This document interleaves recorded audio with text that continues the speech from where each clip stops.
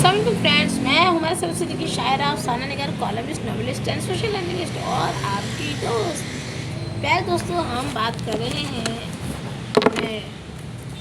Novel सैनिक की, जो नेशनल और इंटरनेशनल इशूज़ पर जो है वो निर्भर करता है।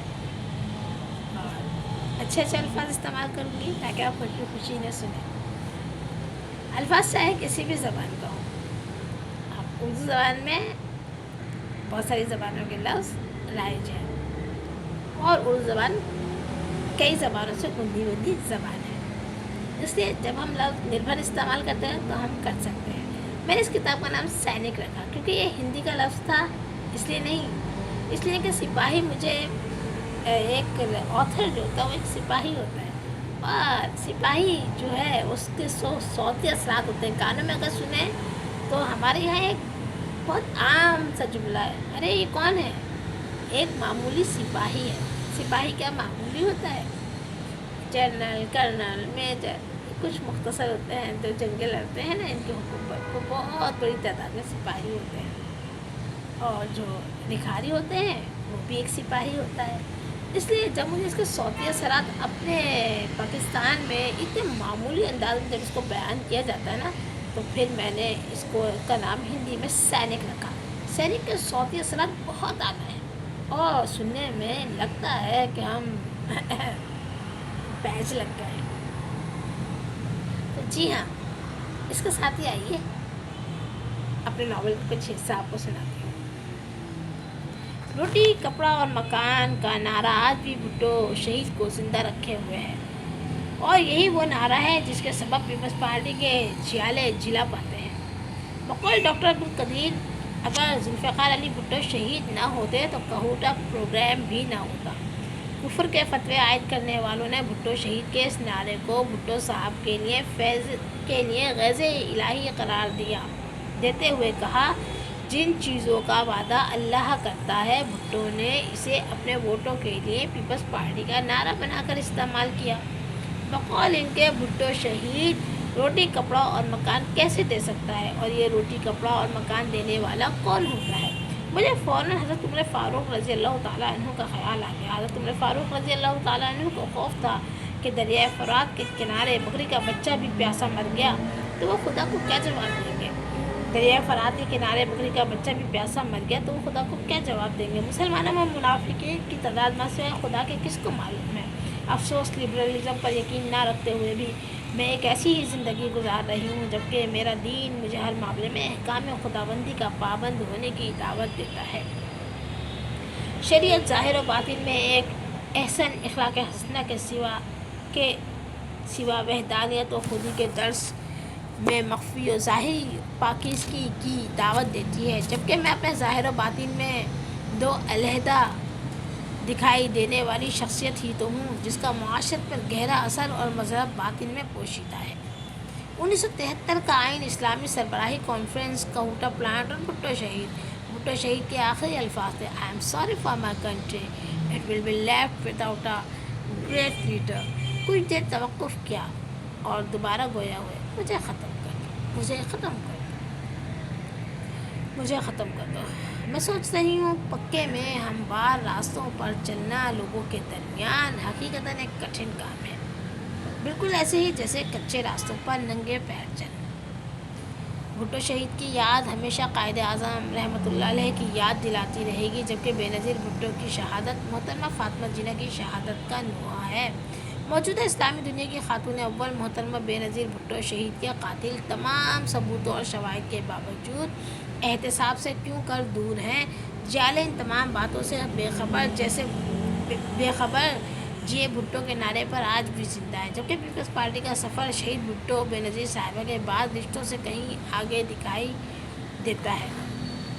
फ़ातिमा भुट्टो ने अपनी राहें भुट्टो ख़ानदान की अर्जुमंद होने के बावजूद बिल्कुल अलहदा रखी हैं। फ़ातिमा जिन्ना के बारे में सिवा इसके क्या कह सकते हैं कि वो रोशन राहों की सफ़ीर तारीख रातों को भेंट कर दी गई। गोरकन के मुताबिक फ़ातिमा जिन्ना के कफन पर खून के धब्बे चोटों की निशानदेही करते थे। एक तरफ कायदे आज़म की जायदाद कौमी विरसा करार पाई, जबकि मोहतरमा फ़ातिमा जिन्ना की जायदाद مہوٹا پیلس۔ لیکن فی الحال صورتحال قائد اعظم کی رہائش گاہ کے حوالے سے پوسٹ مارٹم کی کہیں کوئی رپورٹ شائع نہیں کی گئی۔ بانی وطن ہو یا محسن پاکستان، پھانسی چڑھے، غدار وطن قرار پائے اور جب کچھ نہ بن سکا تو قتل کر دیے گئے۔ یورپ کے سب سے بڑے ملک یوگوسلاویہ کی دنیا کی بڑی طاقتوں نے حصے بکھرے کر دیے۔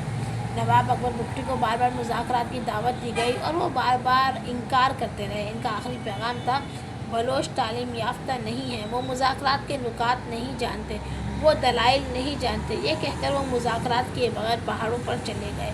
پھر وہ وقت بھی آیا جب اکبر بگٹی کو شہید کر دیا گیا۔ مکالمہ جاری ہے۔ استحصال سے پنپتی صورتحال واضح ہو رہی ہے۔ بلوچستان رقبے کے لحاظ سے سب سے بڑا صوبہ ہے، جبکہ آبادی کے لحاظ سے یہ صوبہ سب سے کم آبادی والا صوبہ کہلاتا ہے۔ یہاں بے انتہا قدرتی وسائل ہیں، معدنیات ہوں یا پھر زراعت کا شعبہ۔ یہاں پر رہنے والے لوگ بہترین اور سادہ خوراک استعمال کرتے ہیں۔ میوہ بھی وافر مقدار میں پیدا ہوتا ہے۔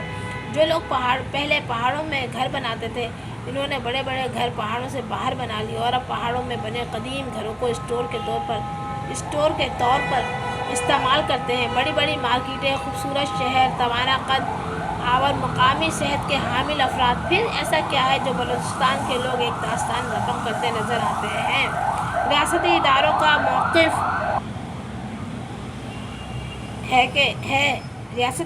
موقف ہے جنگجو، دہشت گرد، تخریب کار، ملک دشمن عناصر کے لیے کام کر رہے ہیں۔ سوال یہ پیدا ہوتا ہے کہ آخر اس سب کی وجہ کیا ہے؟ یہاں رہنے والوں کے مزاج ان کی سرزمین کی طرح اپنے اندر قیمتی کاروباری و علمی رجحانات سے بھرپور زندگی رکھتے ہیں۔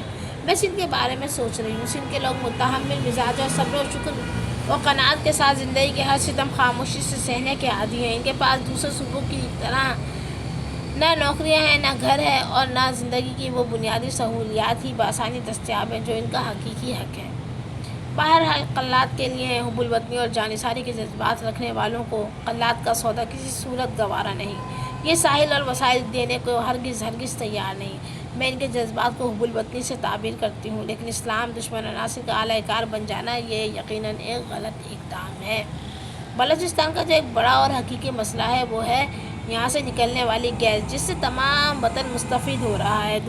دوسری جگہ بلوچستان کو تاریکی اور پسماندگی کی اتھاہ گہرائیوں میں دھکیل دیا گیا ہے، لیکن بہرحال وہاں زندگی غنیمت ہے۔ زراعت میں ٹھیکیداری نظام البتہ جہاں بھی ہو اور جس شعبے میں بھی ہو مزدوروں کے استحصال کا سبب بنتا ہے، جہاں ان کے حقوق غصب کیے جاتے ہیں، اور بلوچستان کے شعبہ زراعت میں ٹھیکیداری نظام عام ہے۔ قائد اعظم کے ساتھ معاہدے پر دستخط کر کے پاکستان کے ساتھ الحاق کرنے والے خان آف قلات کے گھر پر فضائی حملہ۔ قائد اعظم کے ساتھ معاہدے پر دستخط کر کے پاکستان کے ساتھ الحاق کرنے والے خان آف قلات کے گھر پر فضائی حملہ۔ اگرچہ ان کے قبائلی قانون و مسائل خود ان کے اپنے بنائے ہوئے ہیں، ان کے درون یہاں کی سرزمین باتیں کرتی ہے جس میں غیر قبائلی یا بلوچوں کا کچھ لینا دینا نہیں۔ سرداری نظام بلوچستان کی اساس ہے جسے یہاں کے لوگ دل سے قبول کرتے ہیں۔ اس میں بھی سرکار کا کوئی دوش نہیں۔ یہ اپنی فطرت اور اصولوں اور باہمی قوانین کے رکھ رکھاؤ میں آزاد ہے۔ اپنے بہت خیال رکھیں، دعاؤں میں یاد رکھیں۔ اس ناول میں بہت دلچسپ جو ہے آپ کو ملیں گی، بڑے دلچسپ اس میں حصے ہیں۔ میں تو جب اس کو کھولتی ہوں تو جو حصہ میرے سامنے آتا ہے میں آپ کو اس کو سنائی دیتی ہوں۔ اس میں کوئی میری چوائس ہوتی نہیں کہ مجھے آج یہ سنانا ہے، آج یہ سنانا ہے، آج یہ سنانا ہے، نہیں، ایسا کچھ بھی نہیں ہے۔ ایسا اس لیے نہیں ہے کہ بعض کام اللہ تعالیٰ کرواتے ہیں اور انسان جو ہے وہ ان کاموں کو کر لیتا ہے۔ بہت سارے ٹاپکس تھے میرے پاس ناول لکھنے کے لیے، ٹاپکس ہیں میرے پاس ناول لکھنے کے لیے، اور میں وہ لوگ جو ہمارے لیے کام کرنا چاہیں گے ان کو میں دعوت دیتی ہوں کہ ہمیں 3 فلمیں بنانی ہیں، اور ایک فلم پہ جو ہماری لاگت آ رہی ہے وہ کم سے کم 5 لاکھ روپے، اور یہ بہت معمولی رقم ہے، اور یقیناً کہ یہ فلم میں جو میں بناؤں گی تو اس میں اہم ترین لوگ جو شعبہ جاتی ہیں ان سے کام لیا جائے گا، لیکن کوشش یہ کی جائے گی کہ ان کو بہت کم سے کم لاگت میں بنایا جائے، اور ان کو جو ہے وہ 3 زبانوں میں کم از کم جو ہے وہ ضرور ہونا چاہیے۔ اپنا بہت خیال رکھیں، دعاؤں میں یاد رکھیں، انشاءاللہ تعالیٰ پھر آپ سے ملاقات ہوگی۔